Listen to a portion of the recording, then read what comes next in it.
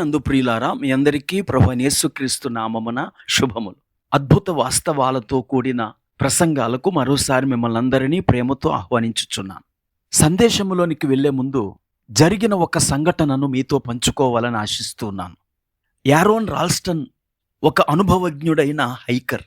అతడు 2003 ఏప్రిల్ 26న ఒంటరిగా blue John క్యాన్యాన్లోని ఒక పర్వతాన్ని ఎక్కటానికై ఎంతో ఉత్సాహంగా బయలుదేరాడు.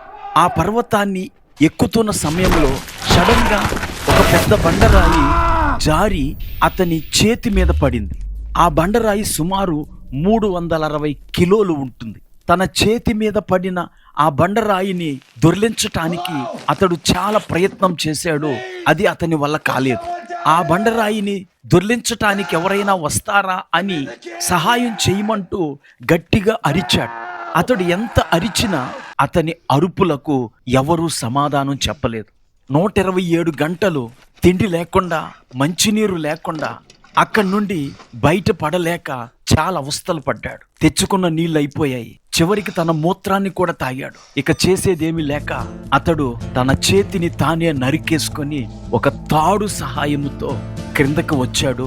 తరువాత అతడు తోటి మౌంటైనీర్లను కలుసుకొని ప్రాణాలతో బయటపడ్డాడు. ప్రియులారా, ఈ ఉదంతాన్ని నేను ఎందుకు చెప్తున్నానంటే, ఆ రాల్స్టన్ మొర్ర పెట్టినప్పుడు జవాబిచ్చి సహాయం చేయటానికి ఎవరు లేరు.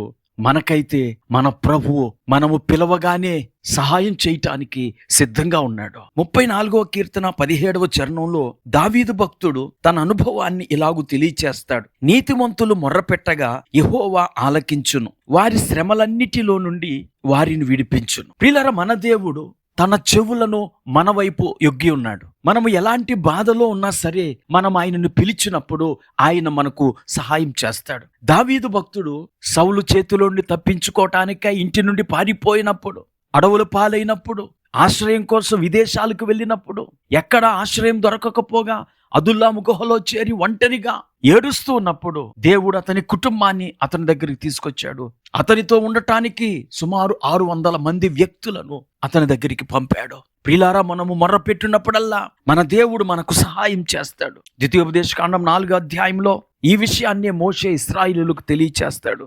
ఎలయనగా మనం ఆయనకు మొర్ర పెట్టినప్పుడల్లా మన దేవుడైన యెహోవా మనకు సమీపముగా ఉన్నట్టు మరి ఏ గొప్ప జనమునకు ఏ దేవుడు సమీపముగా ఉన్నాడు?